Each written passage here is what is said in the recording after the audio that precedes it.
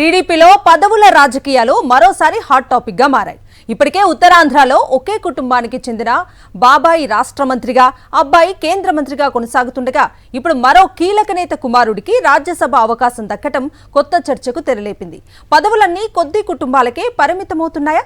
సీనియర్లను పక్కన పెట్టి రాజకీయ వారసులకు పెద్దపీట వేస్తున్నారా అన్న ప్రశ్నలు వినిపిస్తున్నాయి. ఇదే సమయంలో బాబాయి అబ్బాయిల్లో ఒకరు అవుట్ అనే ప్రచారం రాజకీయ వర్గాల్లో ఆసక్తికర చర్చకు దారితీస్తోంది. టీడీపీ రాజ్యసభ అభ్యర్థుల జాబితాలో చింతకాయల విజయ్ పేరు ప్రకటించగానే పార్టీలో అంతర్గత సమీకరణాలపై చర్చ మొదలైంది. ఇప్పటికే ఉత్తరాంధ్రలో అచ్చెన్నాయుడు రాష్ట్ర మంత్రిగా, రామ్మోహన్ నాయుడు కేంద్ర మంత్రిగా కొనసాగుతున్నారు.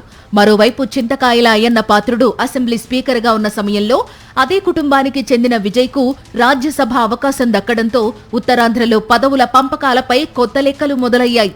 ఒకే ప్రాంతానికి చెందిన కొద్ది కుటుంబాలకే వరుసగా కీలక పదవులు దక్కుతున్నాయనే చర్చ పార్టీ వర్గాల్లో సాగుతోంది. ఈ పరిణామాలు పార్టీలోని సీనియర్ నేతల్లో అసంతృప్తికి కారణమయ్యాయనే ప్రచారం జరుగుతోంది. ముఖ్యంగా అయ్యన్న పాత్రుడు కుటుంబంలో ఇద్దరికి పదవులు, మరోవైపు కింజరాపు వారికి 2 పదవులు ఏంటని ఉత్తరాంధ్ర నేతలు లోలోన రగిలిపోతున్నారు.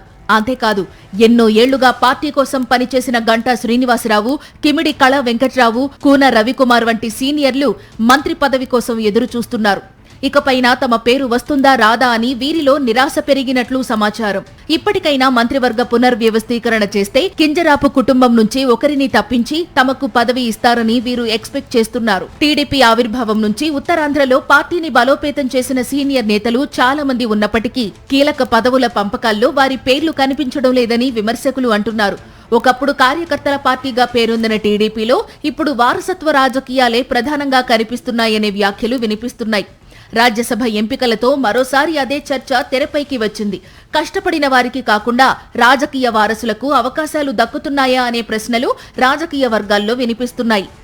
ఇదే సమయంలో త్వరలో జరగబోయే మంత్రివర్గ విస్తరణపై కూడా ఊహాగానాలు మొదలయ్యాయి.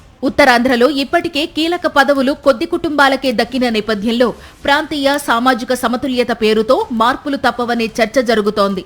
ముఖ్యంగా బాబాయి రాష్ట్ర మంత్రిగా, అబ్బాయి కేంద్ర మంత్రిగా కొనసాగుతున్న పరిస్థితిలో వీరిలో ఒకరౌటని టీడీపీ సర్కిల్లో చర్చ జరుగుతోంది. రాజ్యసభ ఎంపికతో మొదలైన ఈ చర్చ ఇప్పుడు టీడీపీలో పదవుల పంపకాలు, వారసత్వ రాజకీయాలు, సీనియర్ల భవిష్యత్తు చుట్టూ తిరుగుతోంది.